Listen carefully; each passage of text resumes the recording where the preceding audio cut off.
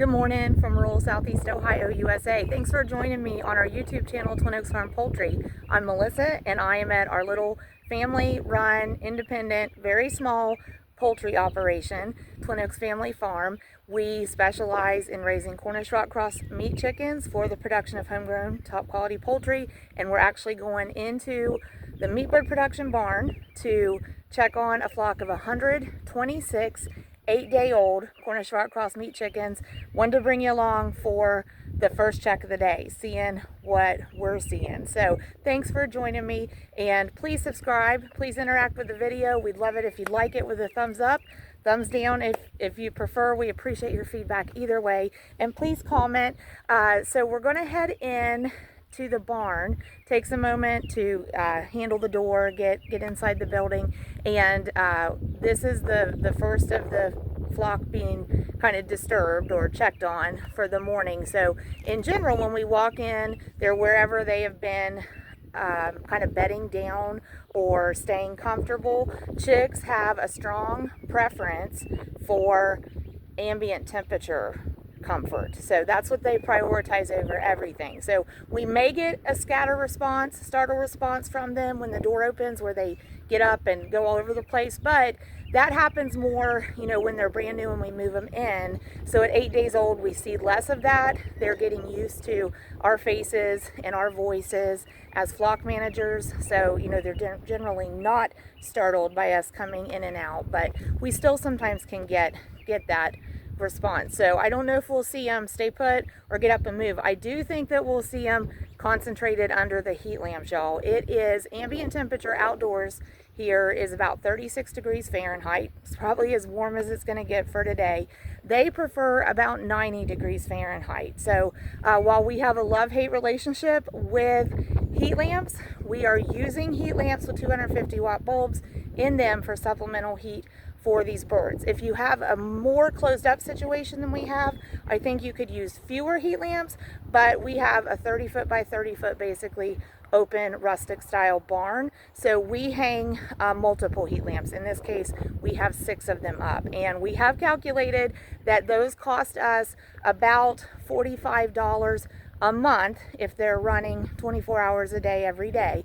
So we can pretty much calculate our anticipated electric cost based on that. So a 250 watt bulb over like a day's time, I think we figure on $1.20, and so then we kind of round up a little bit, $1.20 for 24 hours for a 250 watt bulb to run continuously, and then we kind of multiply that out by the month and round up just a bit, so we come up with about $45 electricity cost in our set of circumstances from our electricity supplier for a 30-day period. So we figure that into our production costs. But if you're raising birds, just like even for household consumption, that is going to be a consideration. What is it going to take to keep them warm? And multiple heat lamps do add up. So hey, let's go into the barn and take a look. Thanks for joining me. Glad y'all can join me on this first check of the day. So headed into the barn. Let's see if we can get in here without so we have just a set of carriage doors, and we got to kind of put some props there. Gonna move the handle. Thanks for bearing with me. Gotta let that down because I've been hit in the head by that more than once. There's Tanner, the Dotson. Okay, so we're gonna head in.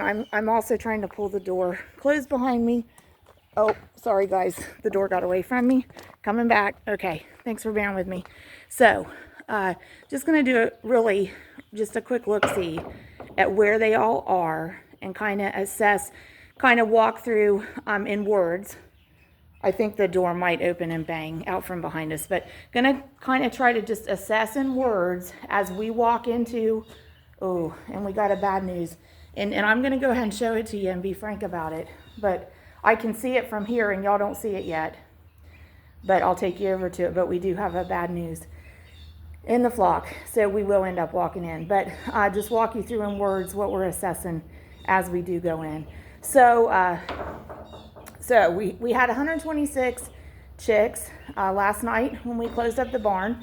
When we closed, and this was like at 11:30, and we've been in the barn area and observed them without going amongst them already this morning. But just overnight, then they've got 7 feeders that 1, 2, 3, 4, 5, yeah, 7 feeders that were full, totally full, up to the lids. Overnight, they emptied 1 and got the rest of them about down half. So that's good, because we had 5 in there. We stepped it up to 7. We have 7 1-gallon waters. We totally filled them last check last night, and they look good. We are using a little bit of a lighting program where we're turning this overhead light off about 4 hours at a time, once a day in the evening.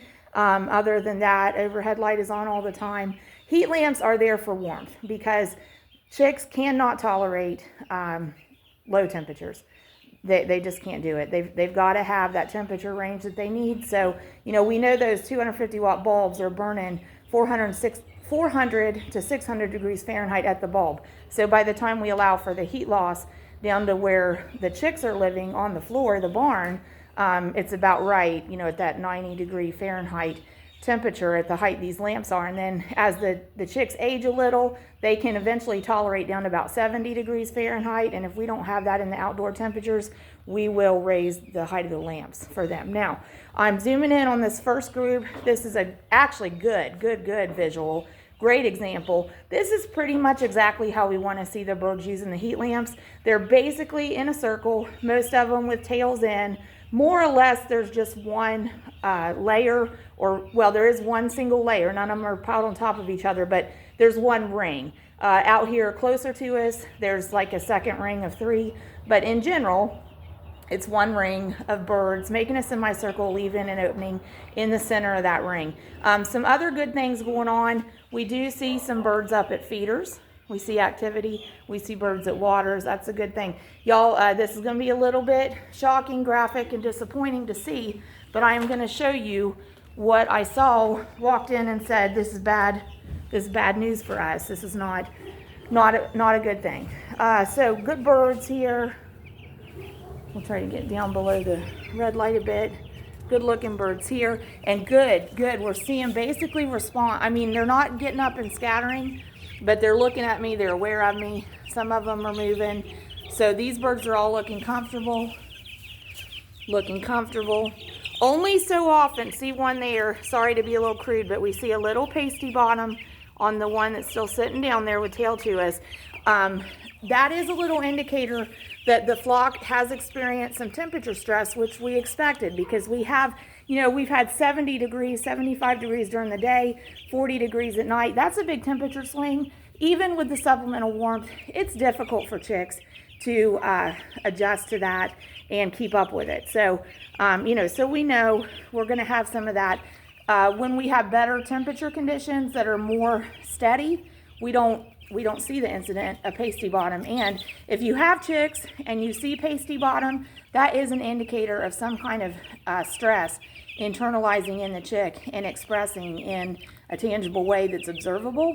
So you can be aware of that if you have ability to adjust something in the environment, that can help straighten that back out. If the pasty bottom is very severe and drying on the chick's bottom, you can use a wet cloth. The door just banged open. You can use a wet cloth and hold the chick gently and soak that and get that to release. Don't rip it off. Don't rip it off dry. It'll take skin with it. But not a lot of instances of pasty bottom in this flock, so we're aware. We're aware that there's a temperature stress potential, and we're managing for that as best we can. And that's what it is in any endeavor in life, right? We do the best we can with what we have. So, okay, so we're going there. So this may be hard to see. Look away if you don't like it. So we had 126 last night. I know that we have 125 now. So this is a chick that has been lost during production. This is going to be a flock loss during production. Now, I do think, and will tell you, I had a chick yesterday that was on my radar, like kind of watching. It wasn't moving away from us as much, didn't look as responsive and quite as alert as the other chicks. Honestly, when my husband and I were assessing flock last night, my husband picked a chick out and said, that one looks pretty small. I think it's a runt. We didn't think that it would make it. And so that is unfortunately bad news how it turned out. We did lose a chick overnight from day 7 to day 8, and other than that, the good news is we have 125 thriving chickens. So we're going to close this one up. We'll get back with y'all and update you on the Cornish Rock Cross meat chicks more, and we hope that you have a super week. Thanks for joining us, and God bless y'all.